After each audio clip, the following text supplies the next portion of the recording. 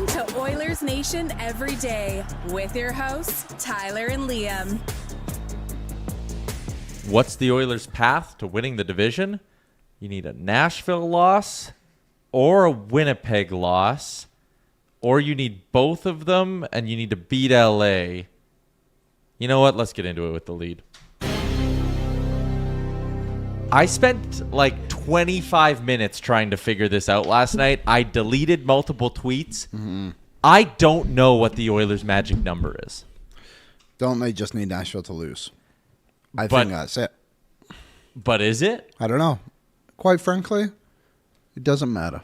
No, it probably doesn't matter if we're being totally honest. We'll dig into that and more. Welcome into Oilers Nation Every Day. We are, as always, live from the Sports Closet studio. Check them out online at sportscloset.ca. The show, also a presentation of Bet365. Download the app today. Use the promo code NATION. Hockey fans, you can check out Bet365's 3-goal early payout. When your team goes up 3, you get paid. It's that simple. Download the app today. Must be 19 plus. Please play responsibly, Liam. Big win for the Oil last night. It was. It was a much-needed win, I think, is probably fair to say as well. I mean, considering how poorly you played in the back half of that game against Utah, and obviously not a very good outing either against the Vegas Golden Knights previously. So, at the end of the day, one man carried the bulk of the load, or all of the offensive load, I guess you could say. Obviously, McDavid, 5 points and 5 goals. But I thought the team played pretty well yesterday, all things considered, like on both ends of the ice. Definitely more positives than negatives. Oh, certainly. The negatives were the injuries. Yeah. We'll break down the injuries. We'll break down the game, all of that stuff in a second to try give you guys a little work through the numbers here. The way I understand the Oilers clinching scenarios is the most amount of points the LA Kings can get to is 93. The most amount of points the San Jose Sharks can get to now is 91. The most amount of points the Nashville Predators can get to is 92. Okay. So if Nashville were to win all of their games in regulation, they would be at 92, and they would be tied with the Oilers for the first tiebreaker, which means if Nashville loses tonight, they can no longer, the most they can get to is 90, which is what the Oilers are at, and they also cannot catch the Oilers in a tiebreaker. So yes, a Nashville loss tonight would result in the Oilers, or would result in Nashville being unable to catch the Oilers this season. The interesting wrinkle is if Winnipeg wins all of their games in regulation, they could also get to 90 points, and if they win them all in regulation, they would be tied with Edmonton for this is why it's so complicated, and I couldn't quite figure it out. So is the magic number just 4?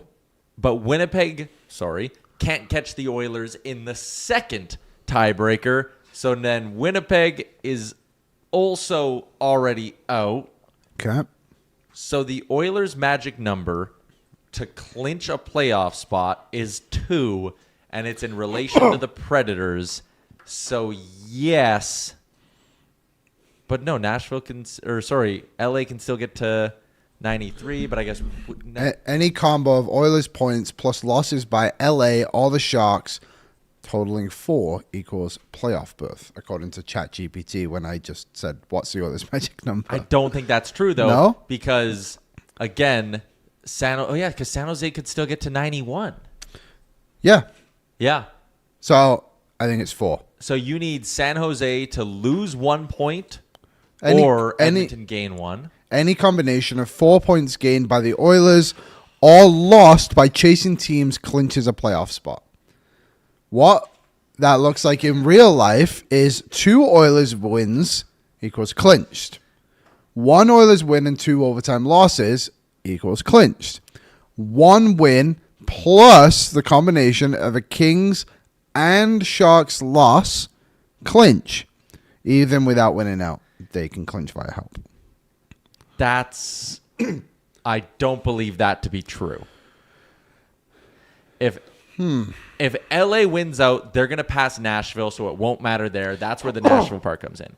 If LA and San Jose win out, that is technically where you could be caught by both of them. So now I'm thinking to believe that San Jose weirdly does hold some power in this magic number thing. Do people want us to stop doing this, you think? Well, I just think we're overcomplicating it.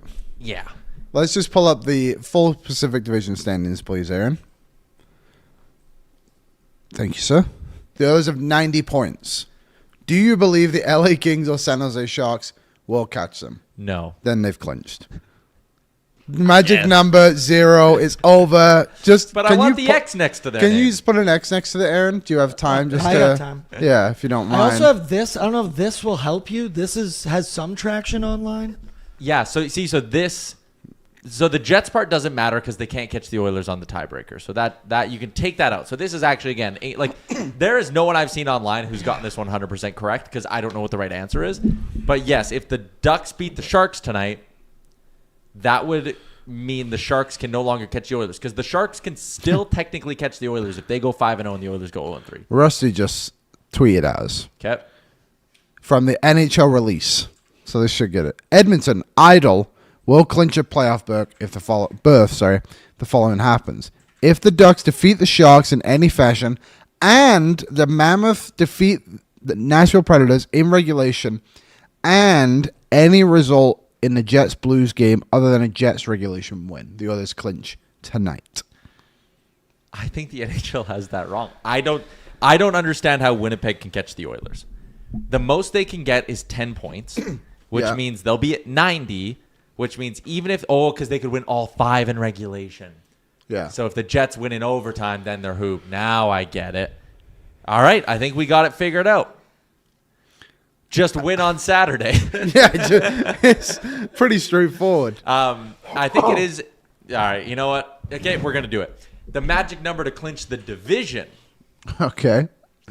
The most amount of points that the Golden Knights can get to is 8 plus 96. Same with the Oilers, right? The Oilers can also get to 96, which is why, again, Edmonton, controlling the tiebreaker, they're in the driver's seat here for that division. Xander Schauffele for birdie. Cash. I promise I won't do that all show, but I have a lot of money on Xander. I have no idea who's in the wild card spots. Yeah. Yeah, we have a monitor up watching. There's his iPad right in front of that spot. Yeah. Oh, Fleetwood for birdie. Okay, I'm not doing Frankie? Trying my hardest.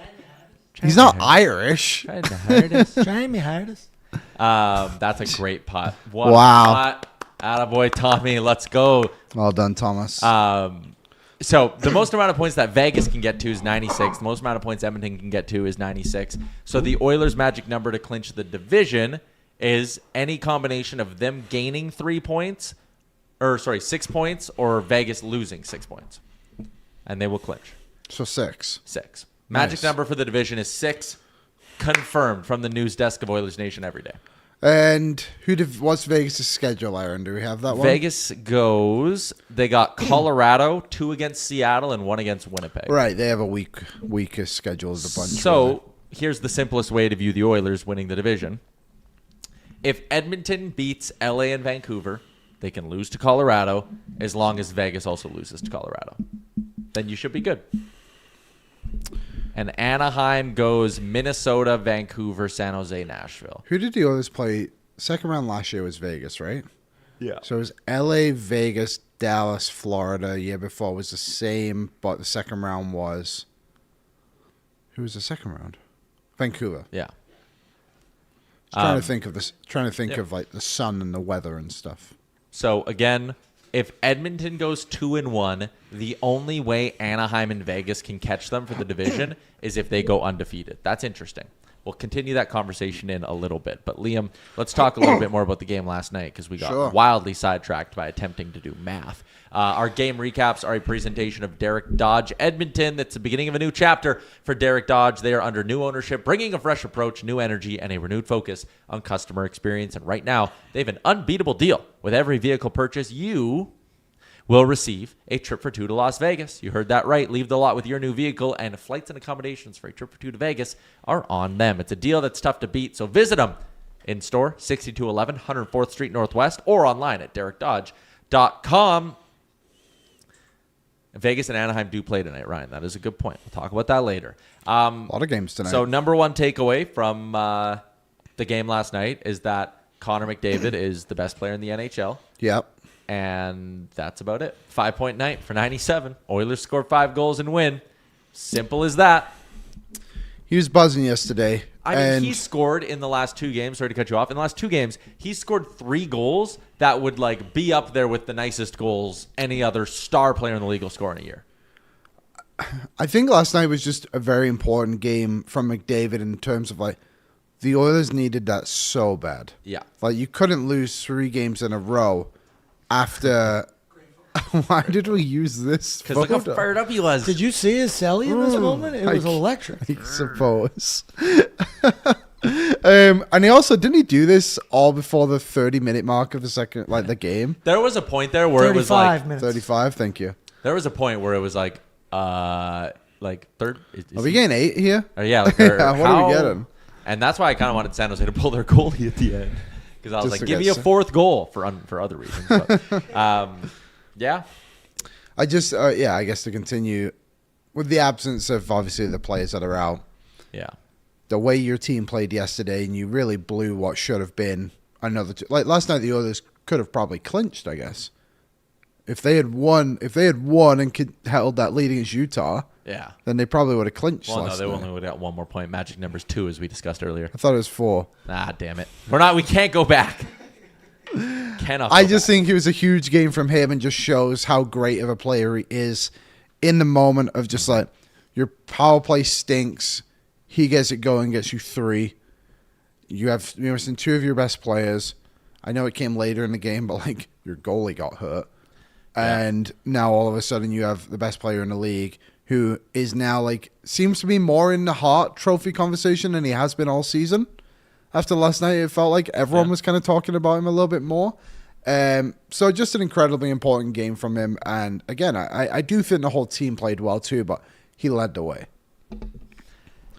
Yeah, I mean, when you factor in on every goal the team scored. One of the storylines we talked about was him on the power play. I felt like that's something that I'm willing to say now because it's back-to-back games. Concerted effort by him to be more aggressive on the power play. He's recognizing, and I don't think this is worth reading into like, oh, does he know something about Leon's health or whatever? I just think this is a competitive guy who got sick of their power play being dog shit. Well, he made a comment actually on TNT last night about it. So inform me. He said he'll be back and ready. So again, In regards to Leon. we have continued. Leo. He kept calling him. Yeah. So I think so too. And I pulled up this this thing from Instat as well, and I thought it was interesting of just like where the Oilers got their goals and shots from yesterday on the power play. Did you get that one, Aaron? Like look where those goals are. And I know that one that's right in the crease was a deflected one, but like that's where the shot came from, and you're getting right in on the net. Also and you threw it on net. Yeah, and these are just shots on goal, so there was only 4, and I should have sent you the one from Utah. That was silly of me. Everything was basically above the dots. Yeah. Like they were just getting shots in from the point, or like even from the outside of the dots on the wings. So this to me showed that the players, McDavid specifically, kind of read what was happening to the power play. You're missing 2 huge pieces, so adapt to what you have. Podkolzin, he had a good goal on the power play. He just got to the net, you know. So I liked what they were able to change yesterday. Can I tell you one thing that really pissed me off about last night? Sure. 6 shot attempts for Evan Bouchard, not one of them on net. You're telling me. I couldn't believe it. So yesterday, as you guys know, we talked about yesterday on Liam's board. Hit segment, by the way. The people want it back. There you go, Aaron. Thank you. Not Nathan Fillion, but Ukraine, India. I was at the game last night. Yeah. And if you've ever been to one of those soccer centers, you will know they'll lie to you, much like Knobloch. You have 4 bars, but nothing's getting through. Yeah. That place is just a metal box, which is just like restricted from the world. I swear it's a different dimension. If the war comes, we all go to the soccer center. We're safe from nuclear weapons. Yeah. So I had to rewatch the game this morning. I caught the end of the 3rd, but on TV, but I'm like kind of catching the game in and out, and I got to my car, and I finally got notification. My phone just blows up with all these alerts. Yeah. First off, McDavid 5 points, nuts. I'm like, surely if the Oilers are winning 5-2, surely Evan Bouchard has had a shot on net. All I needed was 2, couldn't get 1. Come piss a drop. And like he was Unbelievable. throwing them on net. He passed up a Way few better. opportunities. Way It drove better. me nuts. Yeah.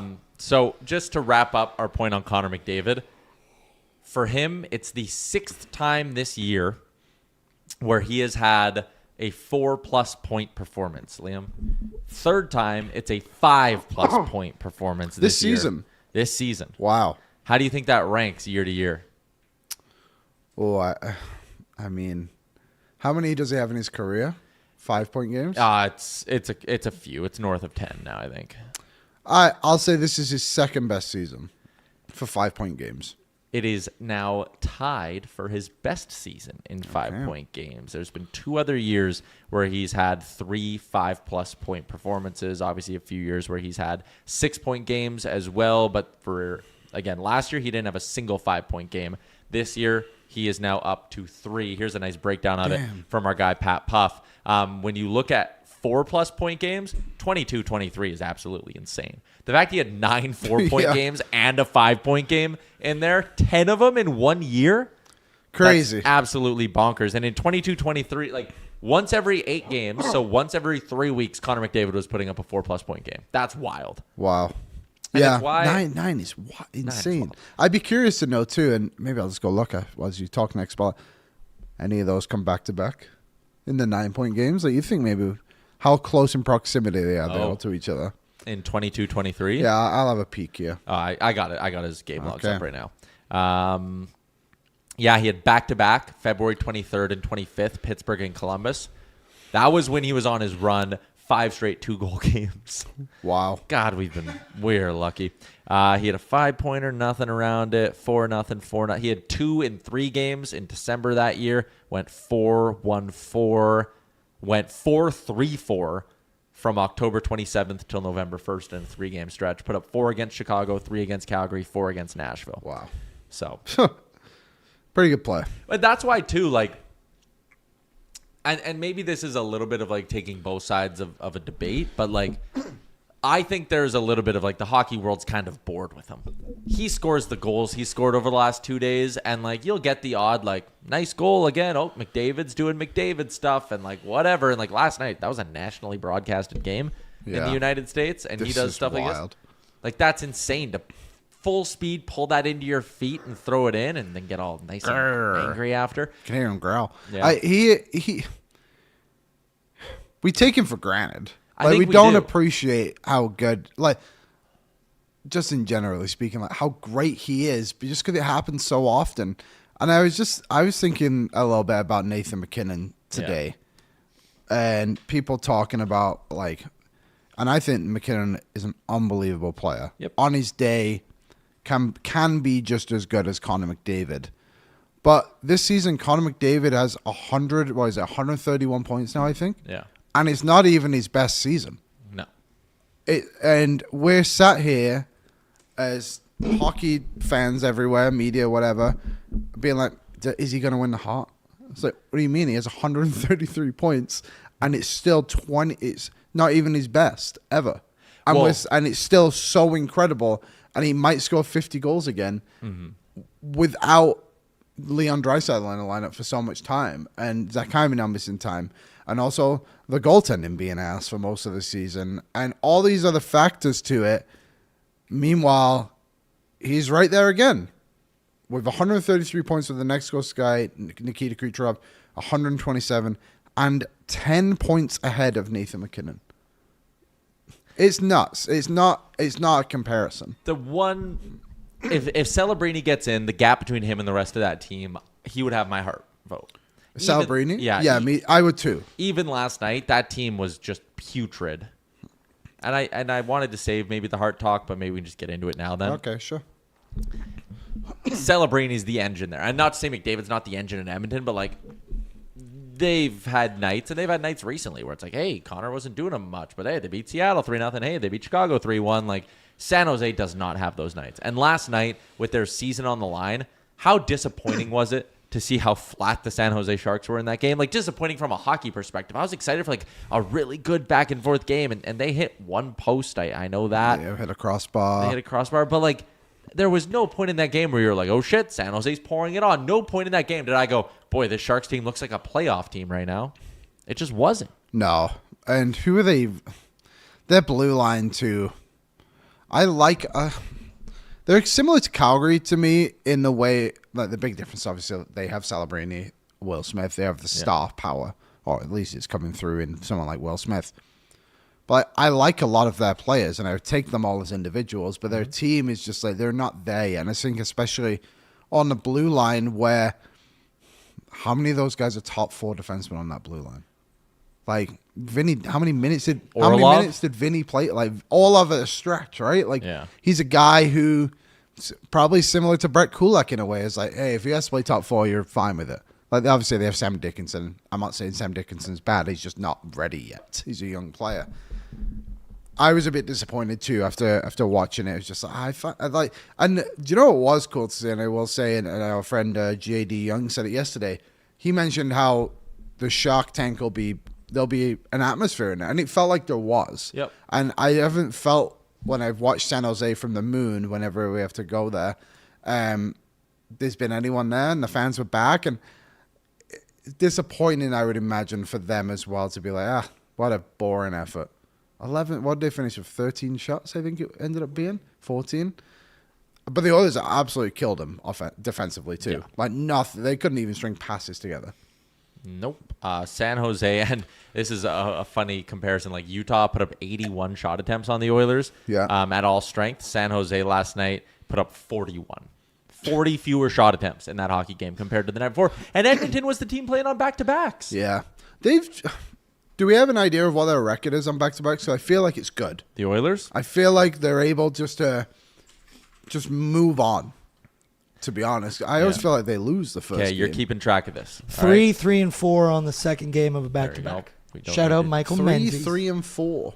Okay, that's fine. 3 wins in 10 games isn't great. 3-3-4, but you got points in 7 of 10. Point in 7 of 10. Yeah, okay. If you were to tell me beginning of the year you're going to get points in 7 of your 10 back-to-backs, I'd take it. You'd be satisfied. Connor last night in his postgame said, I like playing on the second half of back-to-backs this year. And then we looked at that record, and I went, should you? I'd be curious to go through and look. And what are his numbers? Yeah. Well, no. Who have they played? Like, how have those results gone in the overtime losses, for example? How many of them are stupid shootouts? So they lost 4-2 to Detroit in October. That was a bad game. Bad game. They lost 4-3 on the road in Vancouver in overtime. We were there. Oh, yeah, we were. I will also say, bad game. Start of the season. 4-3 in a shootout to Dallas in November. Doesn't count. But I will say they were up 3-1 in that game. Oh, yeah, and they blew it. They blew it. Bad game. Lost 5-4 to Columbus.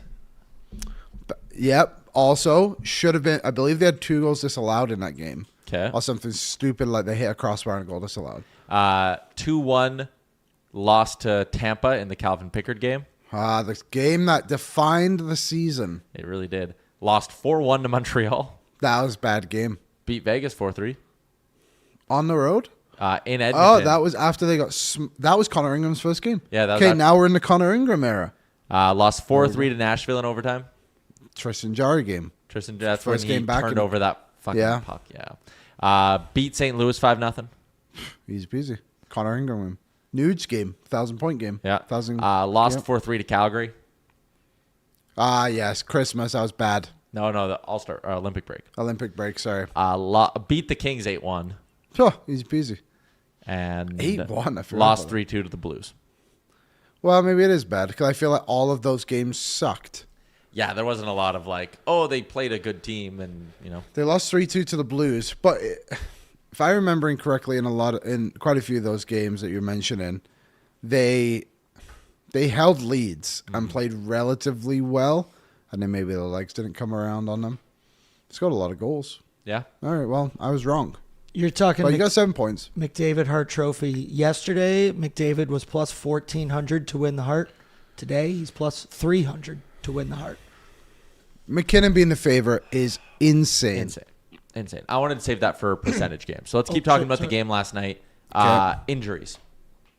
I'm not concerned about Connor Ingram, even though we haven't had an update. No, he came back. Yeah, the fact that he came and was skating during the TV timeouts and was stretching out his leg. Yeah. Do we have the clip of where we think the injury happened? Use my clip. Don't use Payton's. Grainy one. So watch Connor Ingram here, everybody on the YouTube. Right after the shot. You're going to want to take a peek right here.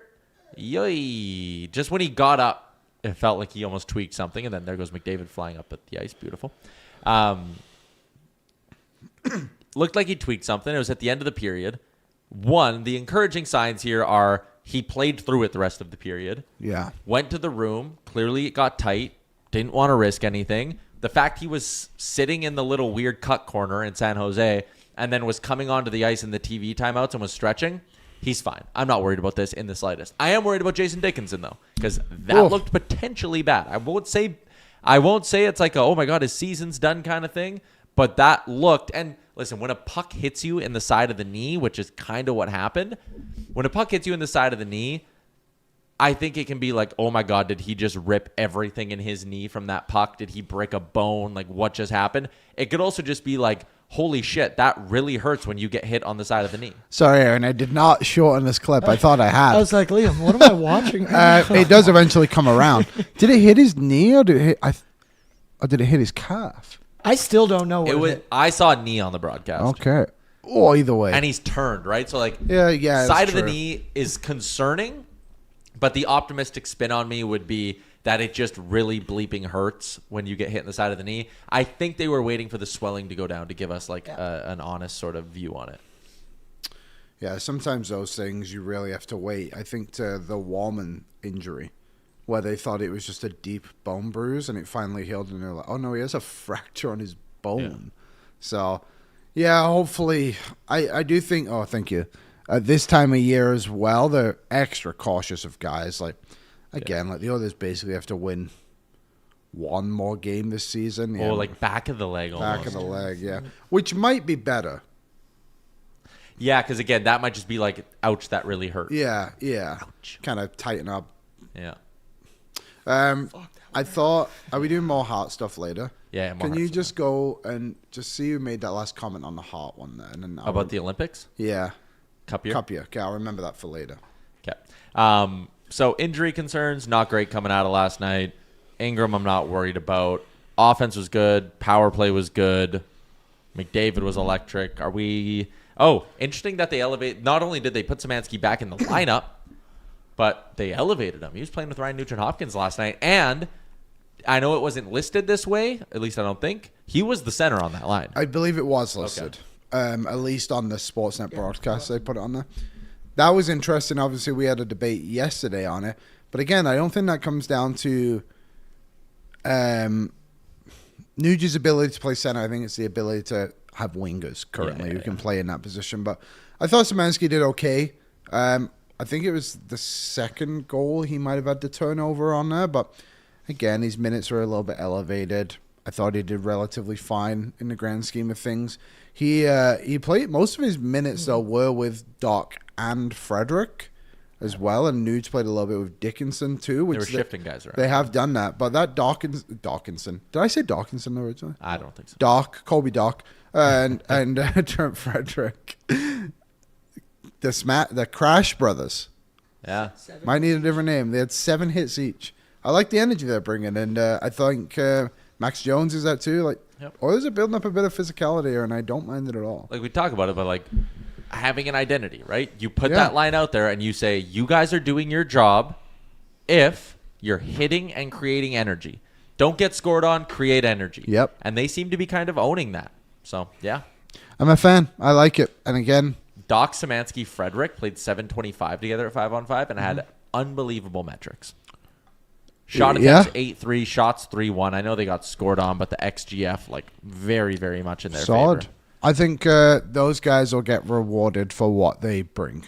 Yeah, and I like them. I like the energy that they potentially would have had in a playoff game. This Colton Doc guy, he's not bad. He's a lot better than I thought he was going to be. I mean, maybe he's just riding a high right now. I mean, hopefully not too much of a high. But he's playing good hockey. I like it. I don't know how they're going to line up in the playoffs, and I think we could all debate it till we're blue in the face. Yeah. And every single one of us would be wrong. There'd be something different about it. Yeah, like, so they had Rico playing with Jones and Roslovic yesterday. They actually also put up really good numbers. Again, weird to say, like, put up good numbers because San Jose was just putrid in that hockey game. But, like, I don't know if last night's line combos are much to read into for how Knobloch's thinking of the playoffs. I think he was just putting guys together to try to find a spark on the second end of a back-to-back. Fresh legs. Yeah. It was funny that Lazar got taken out, though. It's the second time this season he's been pulled after scoring. Jeff Skinner award. I got the Jeff Skinner award. That's just Knobloch wanting to mix it up, though, right?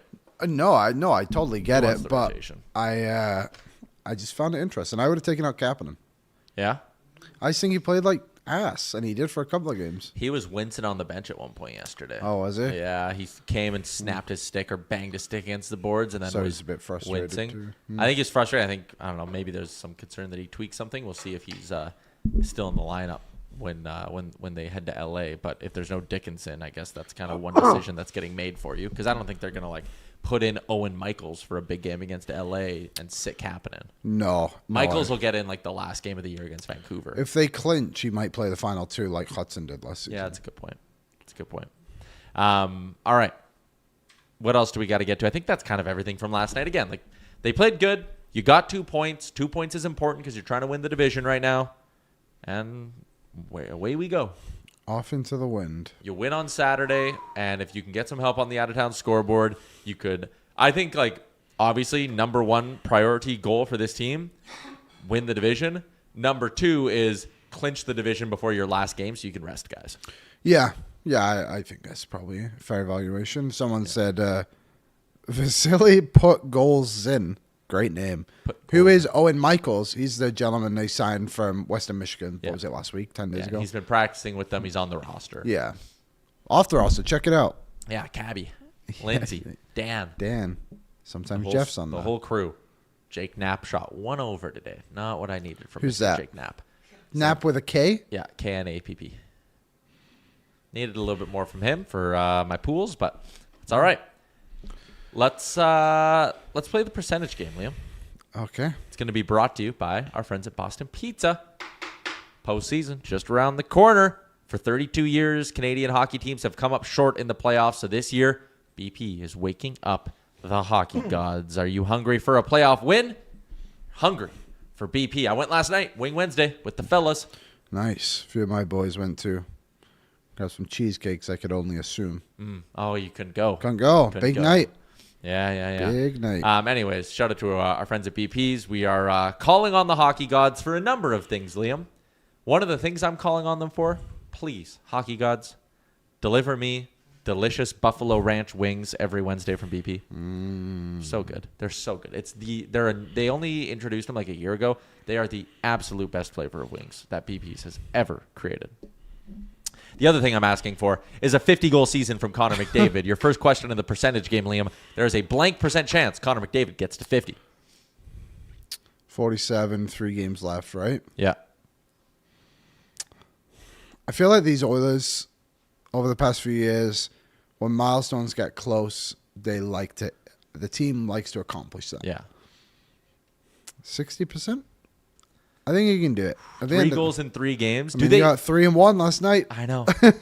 And if he can bang home if he can have a 2-goal game, he needs 1 per game in the final 3 games of the season. If he's at 49, do they play him in game 82?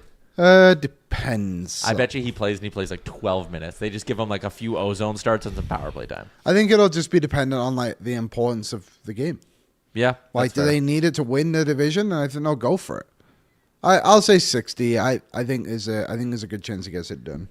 The fart says 60. Squishy says 97%. Daryl says 85%. The fart. I'm going to go ahead and say dead coin flip, 50-50. Everything in life is 50-50, so It either happens or it doesn't. Yep. Every day next you wake answer. up, 50% chance you make it to the next day. Whoa. Yeah, that's dark, but it's 50-50 technically. Ryan Nugent-Hopkins says he's getting back-to-back hat tricks. Ryan says he's getting 3 tomorrow. Remember, they don't play till Saturday. Yeah. Ooh, what do Just they do an practicing extra tomorrow. day off in Cali? August. That's in. San Francisco? That's where they are. That's where they are. They're probably staying flew- in San Fran. No, they probably flew to LA. Have you guys been to Alcatraz? Yeah, it's crazy. I've been. Is it actually cool? Yeah, it is cool. Wow. It's very it's one of those places where you just go in and you don't want to talk. It's like creepy. so eerie and creepy, and it's just like you're allowed to talk, obviously, but it's just like, oh, I dude, got a lot one of those stuff like happened here. cassettes that you like put the Yeah. old headphones on, and they'll like tell you about it. Yeah, and you have to obviously get there on like a boat. It's a weird thing. Also, too, it's that Call of Duty map is Alcatraz, I believe. Really? I think so. Yeah. Okay. Number 2, and the fart says he's got a better chance at scoring 50 than winning the Hart. That's for sure. Question 2, he's got a blank % chance at winning the Hart Trophy, Liam. Yeah, 50-50. No. Yeah. Well, plus 300. That's implied odds of about 25%. I honestly think it's between him and Kucherov. I don't like. Maybe someone can just enlighten me. Like, why is McKinnon in this conversation? Like, does anyone know? He does have 123 points for the best team in the league all season. Sure. I just think he grabbed hold, and I say this all the time. It's narrative driven. So much of this shit is narrative driven. That's why I'm cashing out my Bouch Norris bets. Yeah, I'm gonna do that too. Werenski's got the narrative, and there's not enough time to flip it. Votes are due in like 10 days or whatever. It's just there's not the push. Connor McDavid's having a push. He's getting some of the narrative back from McKinnon, but when if you don't start strong and if you don't have a bunch of reporters, because like we'll go look through who's voting at the end of the year, and not that I'm here to don't clip this please, but I'm not here to like shit and bash on like a bunch of other media members. There are a lot of guys who do not take this all that seriously who vote. No, we've been hearing from them all week, and there was a comment in the chat before being from the Cup year one that I was mentioning of being like, well, if we're just going to base the Olympics off our voting, then how can anybody give it to Nathan McKinnon? Like, Connor McDavid was the best player in that Olympics, and it wasn't close. If John Buccigross is voting Werenski for the Norris because of how good he was at the Olympics, you better fucking vote Connor McDavid for the Hart. Yeah. Better not give it to Kucherov. Yeah, he wasn't there. But then there's also people who are like, well, I'm not voting for Kucherov because he got 2 weeks off and a rest while the other guys had to go play. That's bullshit too. Shut the hell up. Yeah. I just don't understand why this is such a complicated thing to figure out. And I think this is between McDavid and Kucherov. Yeah. I think those are the two for me. And if Celebrini was in, he would be in. I would have him winning, but he won't make the playoffs, so that's obviously a huge narrative. If Werenski wins the Norris, that's fine. I don't want it to be taken like it's only Bouchard and he's the only one who deserves. Like, no, Werenski's unbelievable. But it's the people again who are like last night there was a tweet I saw from I can't remember who it was on Sportsnet. They were talking about the Norris and talking about how great Werenski and Bouchard are and like how they deserve to win one of those two. But he's like, but I'm voting for Cale Makar. It's like, well, why? Like, how everything you just said countered the exact point of what you just made when you said I'm voting for Cale Makar. Yeah. And McKinnon and Makar are unbelievable players, but I just think it's not theirs to win this year. It should be Kucherov and McDavid for the Hart, and I think it should be Bouchard or Werenski for the Norris, and they should both finish top two. I agree. So the answer, I guess, I think it's like 35%. I agree. I think I'll leave 15% open in case Celebrini gets in.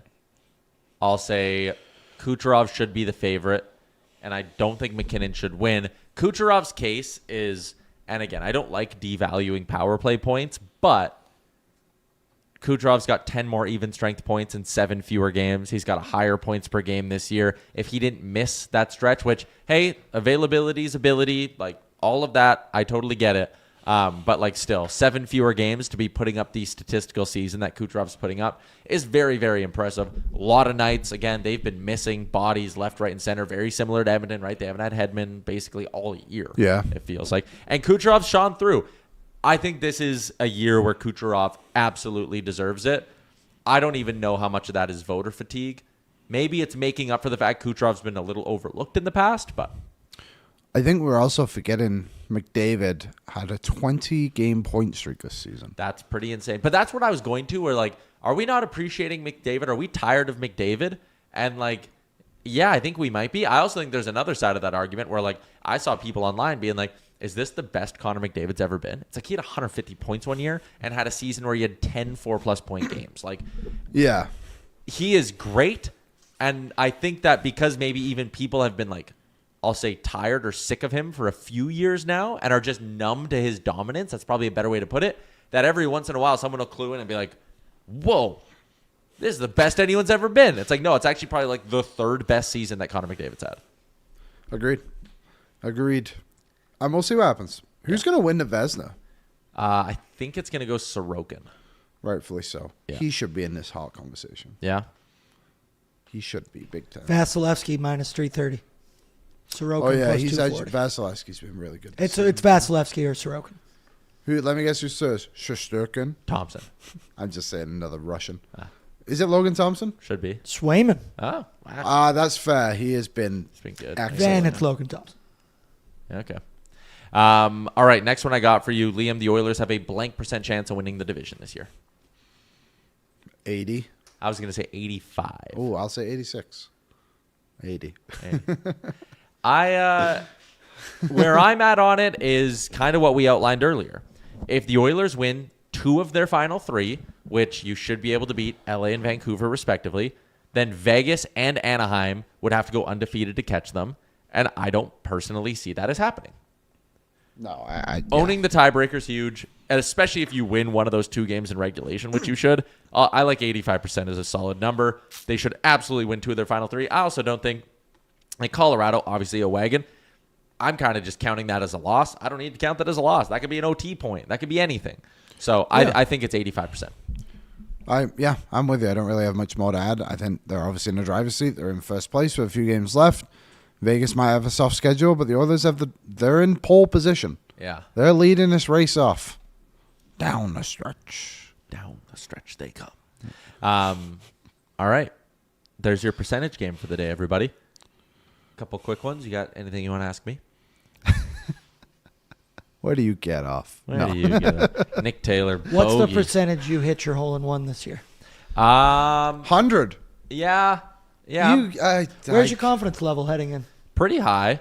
I think it's important not to move the hole this year. No, and everyone's like, you got to change distances, all this stuff, blah, blah, blah. No, the whole point of this is that I'm doing this challenge. When you get it, we'll move after. When we get it, we'll reimagine the event going forward. But July 13th this year, everybody. I know we haven't made the official announcement yet, but July 13th, Tyler's Ace Race is back at Cattail Crossing. We could do, if you hit the hole-in-one this year, Yeah. we should do something like a hit a low score, like I don't know, something like that. Like what is it? Like you and your friends try and hit 60 and on the whatever it sim. is. I wonder if we could try and do something like that. Yeah, I think we could probably do like you know how Bryson does like a breaking 50 video. Yeah, we could do it where like a few of us that are golfers here at the company, we could like go to different courses around the city and like try to like do a scramble that breaks whatever. Yeah, the reason I said don't move the pin this year is because last year we had the pin in one spot and you rolled over like 45 minutes in. Yeah. And then literally throughout the day, you must have rolled over that hole 5 or 6 times. I do think Nick Taylor finishes -1, by the way. That's a pretty good day for the How Canadian. can you see that? The text at the top? Good eyesight. That is insane. I have great eyes. I can see that. Dr. Hunter, are you going to have a beer gardens? Oh, yeah, we are. We're going to have beer gardens. This event's going to be elevated this year. So put it on your calendars, July 13th. Come to Cattail Crossing and see if I can get this hole-in-one. The cocky side of me is like, we're doing all this planning. What if I get it in the first hour? I hope you do. But then what are we going to do for the rest of the day? Go home. Decent point. All that work, though, for like an hour? That's insane. The point is to hit the hole in one. Yeah, you're right. You're right. Yeah, then we go out and celebrate afterwards. Yeah. Hang out in these beer gardens we've got. Yeah. Maybe I'll do like some closest to the pin stuff and all that. I want to bring a couch to the tee box is my goal. Okay. Whoa, we had a crazy storm last year, too. Yeah. Oh, yeah. Well, I think we kind of have a plan for that as well. But anyways. Yeah. All right, boys. I think it is time to get up to the guest line for the day. Our guest line is a presentation of your Prairie Toyota dealers looking to dominate off the ice as much as your team does on it, like the team last night. Check out the Toyota Tacoma. The available panoramic multi-terrain view monitor gives you a live underfloor view to navigate even the toughest terrain with ease, and it is a powerful, powerful truck. Its standard I-Force engine boasts an impressive towing capacity of up to 6,400 pounds. It's the most powerful Tacoma ever. So experience the power, capability, and convenience with the Toyota Tacoma. Visit shoptoyota.ca or visit your local Prairie Toyota dealer during Red Tag Days on now through May. Our guest is still getting set up. Give him a sec. Me? Okay, I'll give him a second. I just saw on the thing that he signed in, so I just assumed. What was Shooter McGavin's question? Just ignore him. He's asking if we're 0. friends. 0. If we can grab drinks. 0. 0. We got guys out here with stat lines. 0, 0, 0, 0. Tony Snell game. Someone else asked what my favorite video game of all time is. Horrible person to ask that question to. I play MLB The Show and PGA Tour. I say this to people all the time. I'm a horrendously one-dimensional human being. Mine is easily Call of Duty Modern Warfare 2. I did when I was younger. I liked that game. That was an era that I was proud to be a part of. Call of Duty 4 was awesome, but Modern Warfare 2, man, Rust 1v1 me on Rust, getting scammed to get prestige points or whatever they were called. Getting scammed? How are you getting scammed? Well, I was 10. Were you loud on the mic? Were you talking a lot of junk? I was. I wasn't that loud. You probably breathe so loud in the mic. yeah, probably. Yeah, those two were good. I was if anyone's played LA Noire, that's like a detective game. That's one of my favorites. Okay. Red Dead Redemption's up there. Maybe a BioShock or two. And then COD's just COD is COD. COD's COD, yeah. COD, I can jump on MW2 or COD 4 at any time and hit my peak again immediately. Really? Mega stream it is, buddy. 100%. I bet I could. Like, I wasn't great, but like I can get like right into it. Also, too, Fortnite. Early days of Fortnite.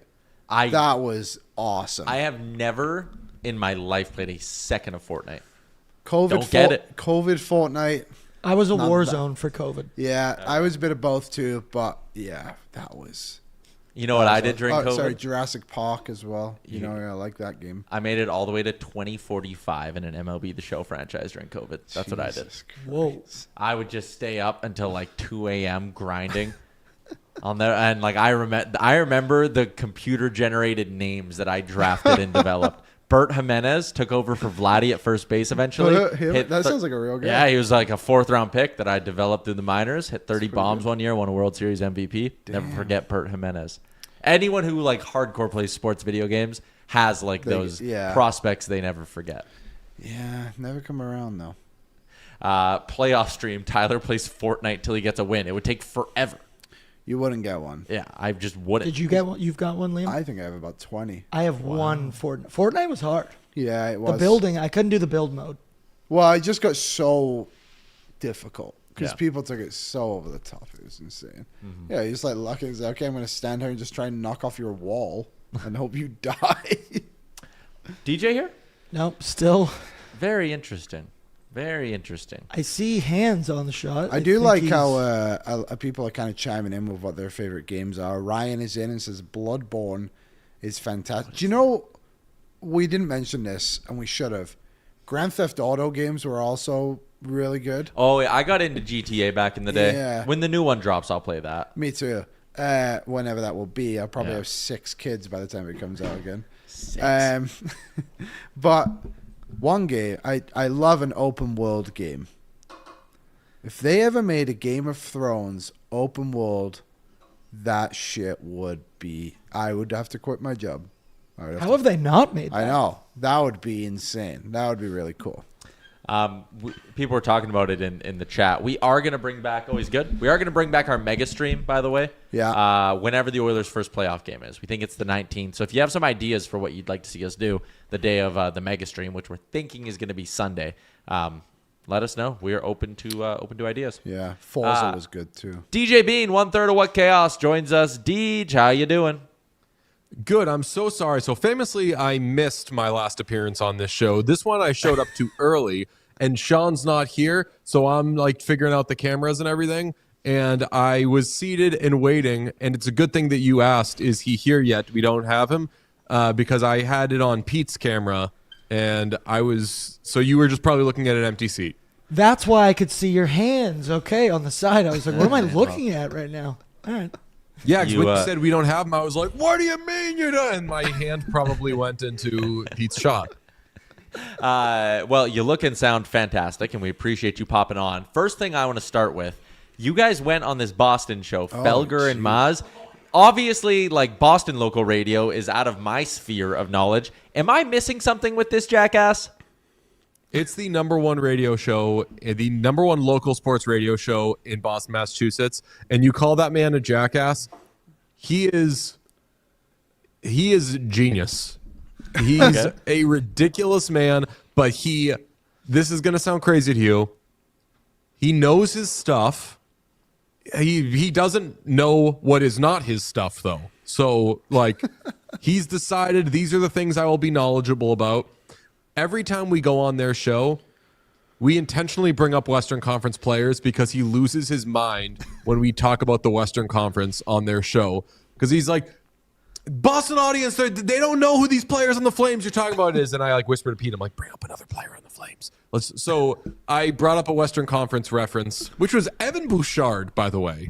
I think people know who Evan Bouchard is, but Felger, as a lot of people have seen, feels strongly that his audience does not know who Evan Bouchard is. Therefore, do not talk about Evan Bouchard. And the point that I was making, by the way, was that Mason Lowry is what people what people think Evan Bouchard is. And we were talking about Dmitry Orlov today. There are a lot of players who kind of like fit that Evan Bouchard reputation, except for Evan Bouchard. Like, Evan Bouchard is not that. Although he was the other night on ESPN, which was really funny because I imagined a lot of the voters who were like, I don't need to watch their games. I know what this guy is. Fine. There's a national game. I'll turn it on. And they watched him do oopsie daisies the whole game. That's hilarious to me. So the Felger thing, like a little bit of a bit, or like that's just who he is? No. He has no time for bits. Yep. He has no time for what he calls chit chat and grab ass, which is what he has lovingly accused our show of doing. We heavily lean into that. When we say we don't do hit chat, we do chit chat. That's referencing Mike Felger complaining about us. We don't talk about hits. We don't say, what'd you think of this hit? What was the principal point of contact? Do you think he's got an injury? We got a history and everything. We don't do any of that. A lot of shows do that. They slow down the hits. We chit chat. No hit chat. That's so good. It was a tremendous segment. So you guys do this every week or just every so often? Because I just don't know. And like, again, you clearly know this guy and have a relationship with him. I don't know if I could just handle that myself. Yeah, that's the thing. He asks us to come on, and this guy, back when I used to cover the Bruins, we were real sparring partners. Whenever there was any sort of topic Bruins related, they would book both me and Mike to come in and scream at each other over it because I mean, he was the one yelling there. It used to be that I was the one yelling. He would be the one that would kind of calmly say the thing that would get under my skin and I would lose my mind. But I can do that guy's show all day. I think that it is so fun and funny. I think that, I don't know, maybe I have like Stockholm syndrome or something, just having a little experience doing it, that I'm like, no, it's good. It's fun. And they're like, it seems like that guy just hates you. And I'm like, oh, maybe that may be the case. But when they ask us to come on now, his producer, the great James Stewart, will text me and be like, can you guys come on today? And I always say yes. And then I'm like, Pete, we're on Felger and Maz today. And Pete will be like, why? What's the talk? And there's never any sort of like, here's what you'll be discussing. I don't want to know what we'll be discussing. Ask us questions about hockey. I'm sure we can handle them. I don't know if they can handle our answers, which are pretty normal hockey answers. Like that's the most on topic hockey wise we usually are. And it makes him very angry. So we've had a thing going on here at the office where everyone at different points has bought in and bet on Evan Bouchard to win the Norris. Some guys got in at like 36-1. Some of us got in at like 8-1. And the cash outs are pretty good on these. Should we take our cash outs? Is the Bouchard dream dead, or are you still holding on to hope that he can get the support from voters? Cash out, and it's not an Evan Bouchard thing. It's a voters thing. Yeah. We've been kind of following the Bouchard Norris thing all year when we started to see, like, you know, he's been really good. And at some point, like, do we say it? Do we say Norris with Evan Bouchard? And Pete brought up, he was like, No, because like they're just not going to vote that way. And I strongly agree with that. The other a couple of weeks ago, we saw that Bouchard had the second best odds. And we were like, we have to give everyone gambling advice. Do not bet on Evan Bouchard to win the Norris. He's having a great season. And his odds, for someone having this season, that looks like good odds. They are not going to vote for. And this has happened. I've talked to some Eastern Conference voters. And I've like subtweeted them being like, you know what? People just who don't watch the Oilers are just not going to vote for Evan Bouchard because they think he's this. And I've had voters be like, yeah, that's what that's what he is. That's what I think he is. And I'm just not confident that enough people, I think that would be really cool. I think that would be great progress if he finished second, but I think there is no way he wins the Norris. Even though I think that he's got a great case, I still personally would go Werenski over him because I just think he checks all the boxes. He checks the numbers, the importance, the eye test, analytics, top to bottom. There's no one's having a panic attack over Zach Werenski. They are over Evan Bouchard.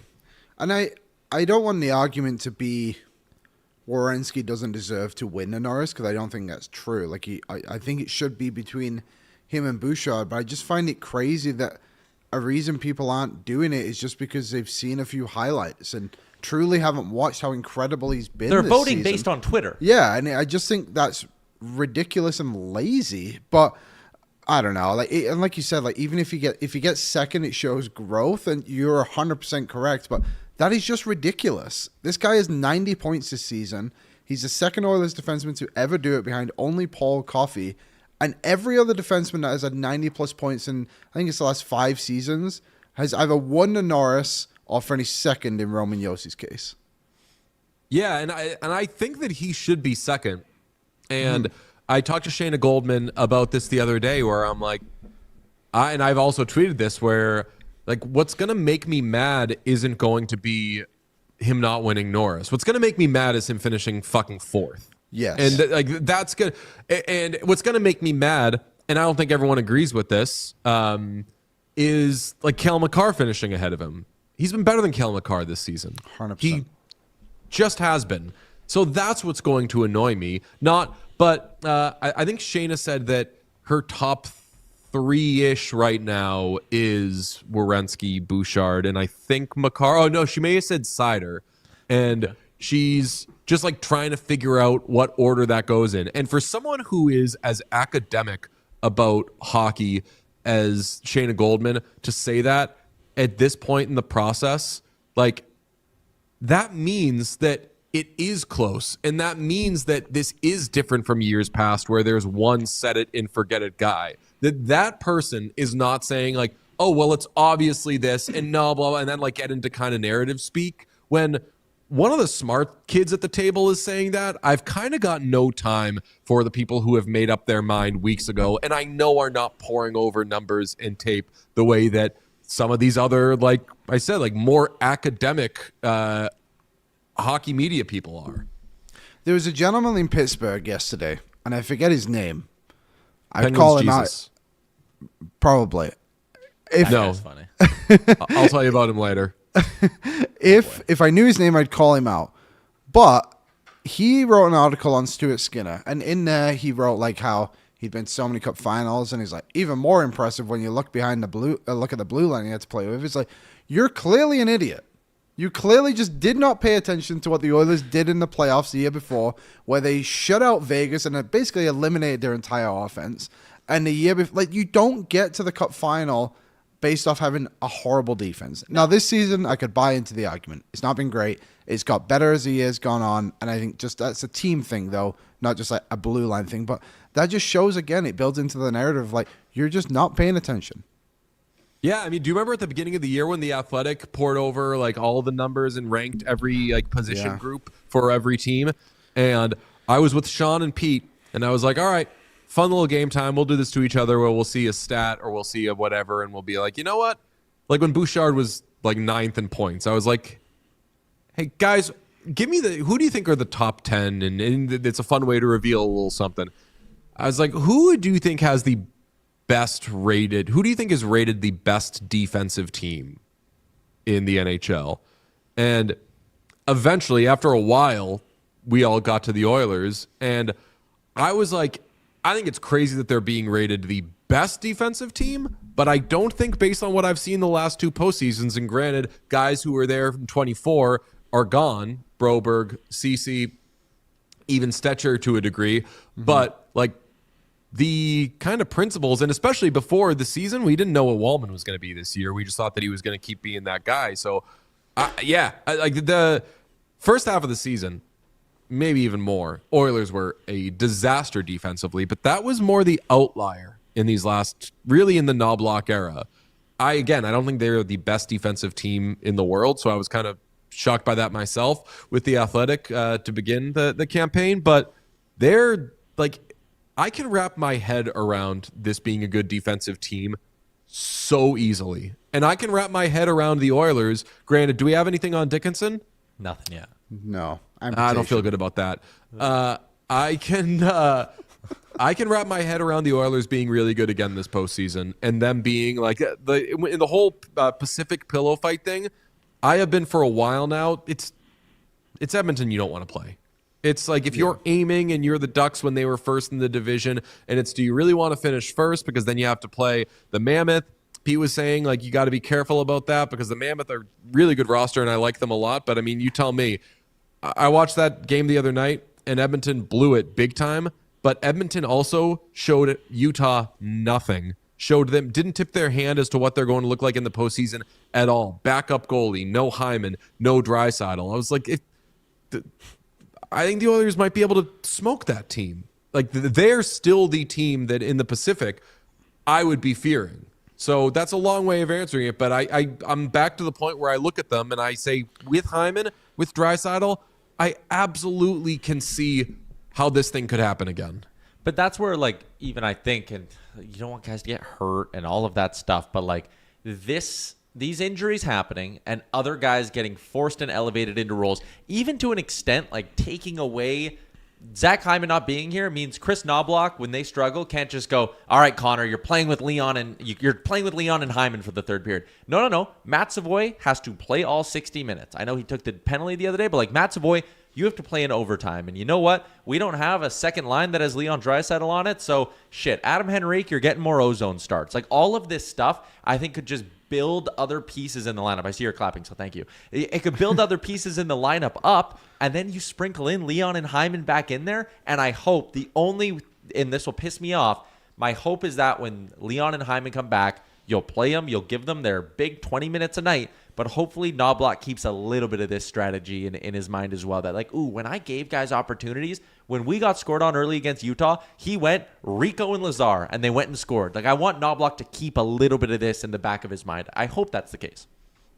Yeah, and like the whole like ramp up Rico thing, I'm totally in on. And Liam, I agree with what you said maybe a week or two ago on the show, which is, do you re-sign Adam Henrique? Mm-hmm. I know it's very fashionable to hate Adam Henrique because he's not what he was a couple of years ago. Absolutely. I'd keep that guy for $1 million. And I want him to be, well, I mean, he's had some big moments in the playoffs, not game-winning goals or anything, but there's been like, moments in the Dallas series last year where I was like, yeah, like, thank God they have Adam Henrique. Get that guy ready for the playoffs. Get him feeling where, no, you are not a Jeff Skinner. You are not an afterthought spare part in this lineup. You are going to be an important bottom six player. So I agree with you. It's the hand they're dealt when guys are hurt or whatever Zach Hyman is. They keep saying, oh, if these were important games, Zach Hyman will be playing in them. And I'm like, okay, I guess then Zach Hyman is perfectly healthy is what you're telling me. But these situations do afford you the opportunity to have Matt Savoie play in bigger minutes. Granted, that guy is crazy about taking offensive zone penalties right now. I'm not nuts about that, but like, I'm looking at Matt Savoie this year, and I said the other day, I'm like, I think Matt Savoie is what I was like banking on Logan Stankoven to be. And Logan Stankoven's really good too, but I'm like, this guy is exceeding what I thought he would be. So yeah, get everyone experience, and by the time everyone's healthy and ready to go for the playoffs, you've got more guys who can contribute. Mm-hmm. Savoie will be way better than Stankoven too. I will join. Really? It won't be close. Another thing on Savoie, which I think is interesting, you say on the penalties. So there was a point in the season. So this season he has, 24 minutes in PIMS. Obviously a couple last 2 games. But there was one point he only had like 4, maybe 6 minutes on the year in like 40 games. It was something silly. A lot of games. I wonder if it also shows like a little bit of confidence he's getting in taking the penalties, which sounds silly, but like now he's like willing to be more aggressively. He's kind of like feeling the game's coming to him a little bit more, and like he's in the fight. Yeah, and he's not like afraid of it. And I think that's a big thing with Savoie, and I think that's a lot what we've seen since the Olympics is like this guy isn't playing next to Connor McDavid because they have no other options. He's playing next to Connor McDavid because he fully deserves to be there. Oh, yeah. I mean, the term swagger is overused, but there definitely is more confidence to him. I don't think that there is the question of, am I in Bakersfield after this game as he's playing? And I don't think there's what's Knobloch going to do if he pulls this? I mean, the fact that he's still alive after overtime against Utah tells you that like he's not on any sort of leash, and I don't want him to be on a leash. This is a team that's been kind of hard pressed to find wingers who can be really, really good here. Mm-hmm. And Savoie has found that in short order. I'm a Savoie guy. I had this conversation on the show once upon a time. I was planning on Matt Savoie to be my, what's it called? Hometown Remix is the new jerseys that are coming out next year.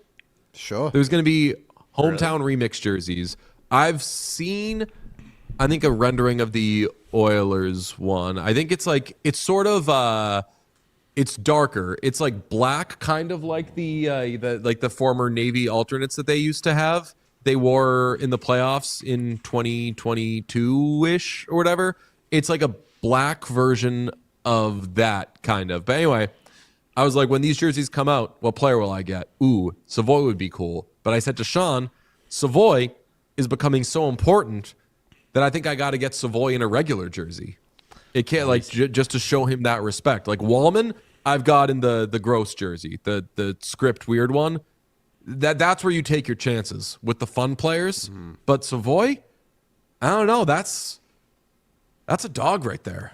A regular jersey on Savoie would be massive. Like the size regular would be big on him? Alec Regular.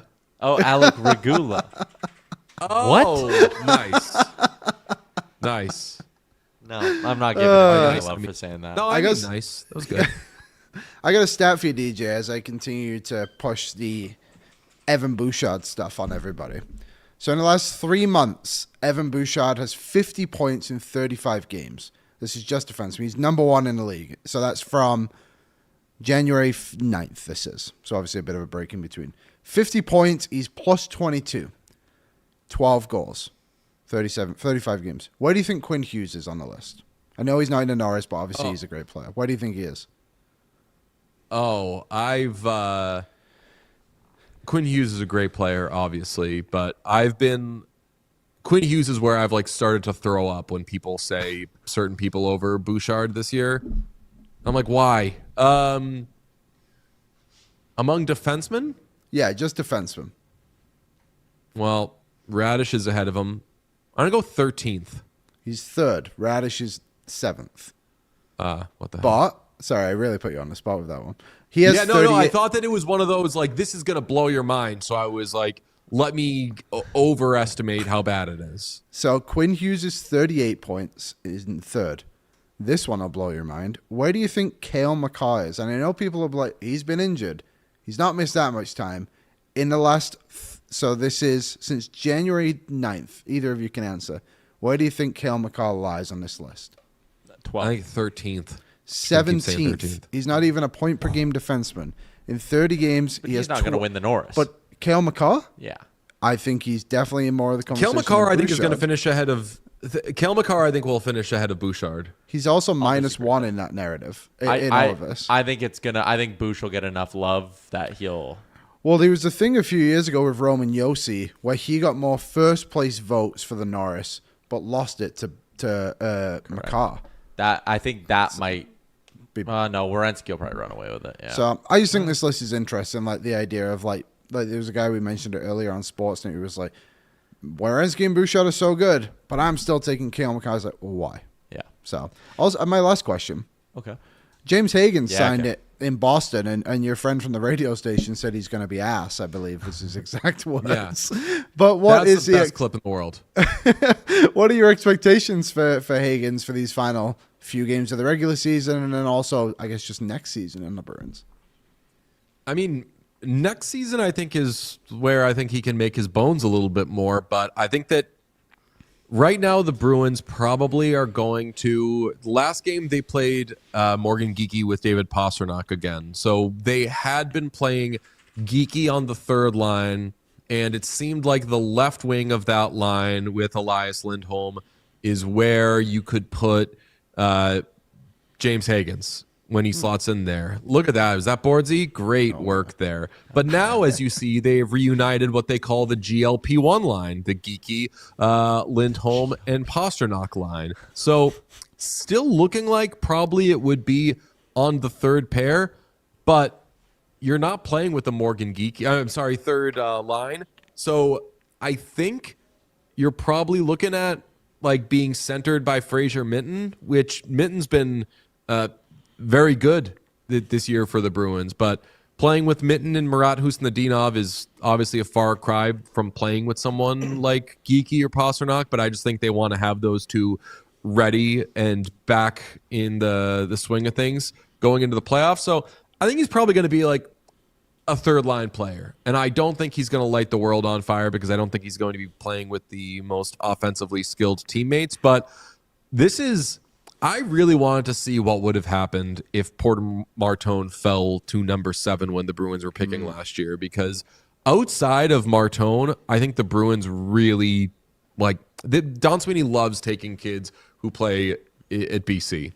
So I think that given that this is a kid who was rated first in the draft going into the year and fell a bit, I still think the sky's the limit for him. I'm not expecting to see any greatness though in his first few games here, just because he's not going to be playing with great players. Are you a fan of the NCAA? Do you watch a lot of NCAA hockey at all, DJ? I grew up watching it, and I don't watch it a lot now, just because I'm so slammed with watching the NHL and then dumb YouTube videos. I was just gonna ask. I don't think Porter Martone was committed to Michigan State when the draft was happening. I think it came a little bit after. It was right around that time. I think you're right. Anyway. I think it was like late in the summer. Yeah. So do the Bruins have that much of an influence over those Boston colleges and universities and all that to be like, hey, like, do you want Porter Martone? If he was to hypothetically have fallen to 7, do you think he would have just maybe gone to one of those teams? Is there that kind of influence on those schools? Oh, interesting. I don't know. I never thought of that. I know that, I mean, they take a lot of kids to play local, but they also kind of like ruined, I don't know if anyone remembers Jacob Forsbacka Carlson. He played at BU. They like really ruined him by pulling him out of school too early. And I'm pretty sure that BU was like, hey, are you guys sure you want to do this? I don't think he's ready. And the Bruins were like, shut up, BU. And they ruined that kid's career by taking him out too early. So I don't know if, I mean, I'm sure it's like any business relationship. There's good things and there's bad, but I don't know if they would have the sway to be like, to get him to go there. It is ridiculous, though, that there are such good players in our backyard here, and we don't go to see them more regularly. Like, I think I saw Celebrini a couple of times when he was at BU. Insane. I should have been going every Friday and Saturday night. I should have been going to go see Macklin Celebrini for like $15. Yeah. I don't know. I won't say it fully, but I heard from someone the arena you guys plan on being in for round 1 of the playoffs. Have you? Yes. KeyBank Center. Yeah, okay, you are going. That's going to be unbelievable in Buffalo to see playoff hockey back there. How fired up is our boy Sean? So I actually don't know how fired up he is that we're coming, because he lives in Buffalo now. So he was going to be doing that shit anyway. I don't know if he's excited that we're going to be here for it and probably having him do more work. But we are, we rented a house. We're going to have a Buffalo house, and we are going to go where I think we're going to do like a watch party for one of the away games. But our plan is to be in the building for games 1 and 2. The ticket situation, I think, is probably going to be a bit of a headache and quite the expense, but Sean deserves to be there. Sean is MVP of the NHL this year for the vibes he has brought to Buffalo since he's moved back there. I cannot wait to see that building. I mean, everyone whose teams are out of it, or everyone who's like, obviously I want the Oilers to win the cup, but who do I want to see do damage in the East? Who am I rooting for to see good? Like, everybody is rooting for Buffalo. Everyone wants to see good things. I know Panthers fans who are like, you know what, Panthers are out of it. We're rooting for Buffalo. It's such a good story. Give Kevin Adams the GM of the year posthumously. It's going to be. It's been an amazing thing, and I want to see more of it. All right, Deej, appreciate your time, man. Thanks for popping on and sticking with us for a while. We'll chat again soon. Love you, friends. Bye. There you Bye, go. DJ. DJ Bean, What Chaos, part of the Nation Network. You can find them on YouTube, wherever you get your podcasts from. Brought to you by, of course, your Prairie Toyota dealers. Anything happening in the YouTube chat? I mean, listen, I know you guys in the chat are obviously going to like full-throated defense of Evan Bouchard. Like, hell yeah. I just don't think he's going to get the national love. I think there's too many people who vote and don't watch hockey. And like, listen, I'll be the first one to put my hand up and be like, I watch more Oilers games than I do other games around the league. But I don't have the responsibility of having to watch those other games. Yeah, like there's no dog in the fight for me to watch outside of Edmonton. Like, I follow the league. Obviously, I do DFO Live with Hut. So like Saturday night, I put on the early game, and every day I go through and I watch game recaps and I do all that stuff. But like, I'm not sitting here and like, okay, I'm going to zero in on Zach Werenski for the next week. Like, no.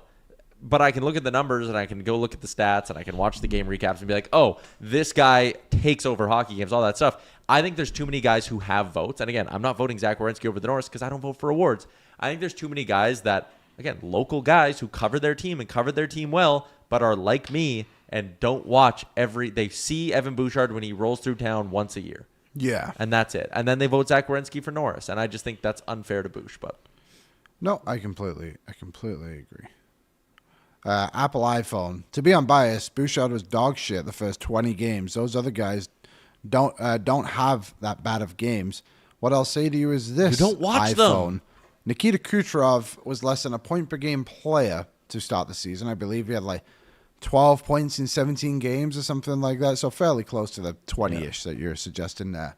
And right now he is second best odds-on favorite to win. yeah. And I think he should probably be the favorite. So it's just not true that stuff like that is just... It just drives me nuts. But whatever. I mean, at the end of the day, I just cashed out my Bouchard for Norris. Yeah, so did I. I think Aaron did as well. So did I. I know And Rick's going to do that today because, unfortunately, it's just the reality of the situation. I think we could have every single voter. I could have them sit in front of me. And I could read them every single reason why Bouchard should win the Norris over whoever you want to throw out in front of them. And they would still think, but I'm voting Kamaka. Yep. It's just lazy. All right, let's take a look at what's going on tonight in the NHL. The Pillow Pacific out-of-town scoreboard is a presentation of GMC. Truck Month is on right now at GMC, and if you've been waiting for the perfect time to upgrade your ride, this is it. The 2026 GMC Sierra 1500 Pro Graphite Crew Cab is built to stand out, and it's now available at 0% financing for 72 months. It's got a 2-inch factory lift with off-road suspension and a 5.3-liter V8 engine that delivers the kind of power you actually feel when you hit the gas. What does it sound like, Liam? Maybe a little. That's more like a motorcycle. Yeah. But I would assume something like that. During Truck Month, you can get into your very own, and now's the time to head down to the dealership, take it for a spin, and see what the Sierra 1500 Pro Graphite Crew Cab is all about. Speaking of exciting things that happened over the last couple of seconds here, Corey Connors, Eagle, moves him into the top 20. How are we Augusta. looking? Looking pretty good. He just bogeyed one, actually, so he just fell back a shot. He found the bunker on 9, I believe. So Who's winning? Is it Patrick Reed still? no, Sam Burns and Rory McIlroy in a tie for first. Rory Rory has surged here in the last little bit. He birdied 3 straight holes. Birdied 13, 14, 15. Is everyone out there now? Yeah, everyone's out. Everyone's almost on the back 9. I think Ludwig's there one of we the go. final. Who's in third there? Kurt Kitayama. What a name. Yeah, Jason Day's buzzing. My wife will be fired up. She bet on him. Patty Reed, I got a decent amount of Patrick Reed investment. Ludwig got him to win the opening round. He just parred the par 5 though, which was disappointing to see. But yeah, Lowry. He's one of my favorites. Justin Rose, what a player. I didn't touch. I got a decent amount of Schauffele this week. It's good to see him buzzing a little bit. Nice. Yeah, there's your that's Masters good. update. And now for the NHL update that I promised everybody in this sponsored segment for GMC Truck Month. In the East tonight, Columbus is in Buffalo. Columbus, they have to win out. Their season is on the line every single night. They are 2 points back of the Ottawa Senators going into tonight. They are 2 points back of the Flyers, who they can technically catch because, again, Ottawa's the wild card team, but Philly's in that metro spot in the playoffs. So Columbus can catch either one of them. With a win tonight, they could get 92 points. Philly is also in action. They're in Detroit to take on a Red Wings team that's pretty damn well cooked. Good. Detroit can't catch Philly because they're not in the same division. They can only catch Ottawa. They're 3 points back of the Senators, but if Detroit wins today and Ottawa loses, Ottawa hosting the Florida Panthers, who, of course, don't really have anybody playing right now. If Ottawa hosts the Florida Panthers. So those 3 teams all in action tonight. Pittsburgh's taking on New Jersey. That's what's happening out east. In the West, the big games to watch tonight are obviously the 3 that affect the Oilers clinching. If St. Louis beats or brings Winnipeg to overtime, they can't catch the Oilers. That is one of the things that needs to happen for the Oilers to officially clinch tonight. And then you need Utah to beat Nashville, and you need Anaheim to beat San Jose. But what I will say is you are not really hoping for San Jose to beat LA or to beat Anaheim tonight. For the sake of winning the division, you want the Sharks to bounce back and win tonight, Yes. so that the Ducks stay 3 points back of you with the same number of games played. Tonight's Anaheim's game in hand on you. Would be 5th loss in a row potentially for the Ducks too. 7th loss in a row. Gee, where have I been? Because I know the NHL says 4-game losing streak. Oh, they lose in overtime. They lost in overtime, then lost again before that. They're 0-5-1 in their last 6. Oh, why? I'm actually pretty shocked. Yeah. I think they're a good team, and for them to have fallen so far is surprising. But this is kind of a reason you bring in guys like John Carlson and Gudas and Truba and Kreider. Is like, you know, this team isn't as inexperienced as it may seem. They do have a lot of guys who have, like Carlson won a Stanley Cup like 2 years ago, 3 years ago. Whatever. How long ago was that? Within the last 5 years. I think Gudas has a Stanley Cup with Tampa. I don't know if Red Gudas does. I think think he was gone before they won. In Tampa? Then maybe he won it with Florida. Nope. He left the year out. He was gone like a decade before Tampa was good.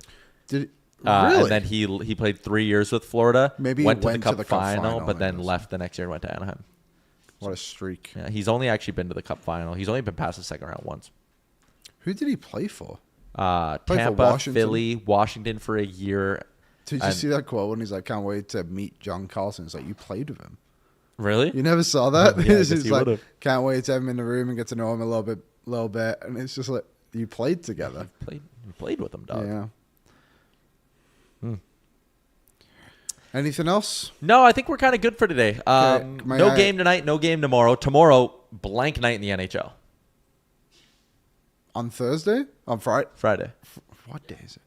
It's Thursday. Why? 14 tonight, none tomorrow, full slate Saturday. Fucking ridiculous. Tomorrow we got Steve Peters See, popping on this- the show. Awesome. And Ryder. This Also is awesome. so dumb because now you could have had, like, you literally could have moved the entire schedule forward one day, and you could have had your playoff start Friday night. Yeah. But instead, they're going to start Saturday, and there's going to be a game on Saturday that is 1 p.m. Yep. And maybe, I guess it would probably be more 11 a.m. for us here. The way it ever tries out. That's so stupid. Whatever. The schedule, I could talk about something blue in the face. May I tell you about the Ukraine-India game last night? Please It do, was Liam. quite a dramatic ending. All right. So the game was tied 1-1. Yeah, they call that 1-1 in soccer. Yes, they do. A draw. So, because it's a bronze medal game, a gold medal, a medal game, they have to like go to a shootout and play. Ukraine must have had, it was insane, 20 shots. 3 of them literally rolled across the goal line and somehow didn't go in. Like, it was the most ridiculous game, and they played really well. And then they got to the shootout. First 4 shooters on both sides missed. Goalies saved every single one. It was crazy. It's like an LA Kings game. Yeah, so you're allowed to take, typically it's 5, and then you get to sudden death, unless the odds are like you can't, you know what I'm unless saying. you're mathematically out. So India is the first team to take a penalty. So they take the 4th or the 5th pairs, and they score. And it's like, this is so undeserved. Like, you don't deserve to even beat. They scored 4 goals the entire tournament. You played 6 games. Wow. And they made it because their goalie was unbelievable. She was really good. And India score. And then Ukraine come up, and luckily they score. And then for like the next 4 in a row, everyone just scores. Like, they missed the first 4, then everyone scored 4 straight. And then Canada won on like whatever it was. Must have been like the 9th or 10th penalty or something like that. Oh, Ukraine, sorry. And they got the the bronze medal. My fiance was named first team All-Star for the whole tournament. So that was awesome. It was really fun. First team All-Star. Congrats. Heart was in my mouth. I like live and die by this shit. The Heritage Cup and all these events, like Mini World Cup, they do like Edmonton District Soccer, absolute disaster every other time of year besides when they host this event. And it's so much fun because it's like countries, right? And like people are really into it. And like a lot of the South American, Central American countries, they have really good like atmosphere. They bring a lot of energy, and I would say the same with like a lot of the Middle Eastern and African countries too. It's really fun. Actually, I shouldn't even just label them all that. Everyone does a really good job of making it really cool. But the one thing which is such bullshit is this. So the Heritage Cup is tier 2 down, and then the Mini World Cup is like Premier tier 1, like the elite of the elite, basically. Mm-hmm. And all of it's really good. But apparently the Team Lebanon team who won the whole thing just brought all Premier players. And that's lame. And it's just like, why did you do Ruins that? the spirit of it. Yeah, exactly. Also, I've never understood that of like when you hear that in like, like rec league, oh, they brought up 3 ringers. How do you enjoy winning? I know. Like, does it not mean a little bit more? It's like win the right way. And like they were a good team. They have a lot of skill. But they won every game by like 1 goal. Yeah. They didn't even like dominate the way they should have. And like they were good. And I'm not trying to take too much credit away from them, but I will. But it was a really fun event and everyone was good. We have that issue in our softball league in St. Albert where there's no requirement for how many games you have to play to be eligible for the playoffs. It's like last year we played a team where like we'd smoke them every game more or less during the season. Then all of a sudden the playoffs, they show up and there's 3 guys who hit home runs every second at bat. And you're like, how do you guys even enjoy this? Like the point of like doing that is to like have a group of guys you like or a group of guys or girls that you like hanging out with every week. And then it comes to playoffs and let's try win. To just be like, we brought 3 players who are way better than everybody and now we win. And guys who played all year sit on the bench. Like stupid as hell. And also that's right. Though you just said at the end, like guys who are playing all season then don't get to play. Yeah. So I played I subbed for my fiance's co-ed multi-sports team throughout the year too when they need someone. And I ended up playing on their soccer team for one of the games too because they needed guys. And we played against these 2 guys and they were unbelievable. So much better than everyone else. And everyone else on their team absolutely stunk. And yesterday, both of those guys were playing in the Mini World Cup final for Chile versus Italy. Yeah. And it's just like, oh, so you're like one of the best players in the city. And you're just like, they clearly didn't play on this team. It's just silly billies. And here's my beef with it. Then we'll stop talking about rec sports. But like this person, aren't your beer league stats super ringer-esque, Tyler? Okay, but here's the difference. And I don't have a problem with anybody who play whatever level you fucking want. If you have fun, do it. I play 25 of the 28 games. Yeah, you're there. And you play with all your friends. And I play with all my friends. People are always like, go play a higher level. Also, I'm not like, you can go, it's public knowledge. You can go look it up. I'm like 12th in the league in scoring in my division of 8 teams. Like, I'm not like, whatever. I'm not going to like, I got to go play 2 tiers up and then Alone? by myself with people I don't know. Like, I don't like hockey that much. I just want to go like have a beer after with my buddies and like score 2 goals. Yeah, silly. Yeah. It's very silly. Tyler is talking about like the 3 I'm not gonna read all that. Yeah. Anyways, okay, that's a wrap on today's show, everybody. We're back tomorrow. Steve Peters, Ryder, going to be here. Enjoy a night without any Oilers hockey. Enjoy the hockey if you want to watch that. Enjoy the Masters. Go root for a good Canadian to win this year. But yeah, have a good Thursday, everybody. We'll see you tomorrow. Oil up. What's up, Nation citizens? If you enjoyed today's episode of Oilers Nation Every Day, make sure you hit the subscribe button here on our YouTube to not miss any of our content. We got you covered from interviews, insight, analysis, everything you need to stay up to date on everything around the team. Hit that subscribe button so you don't miss a video.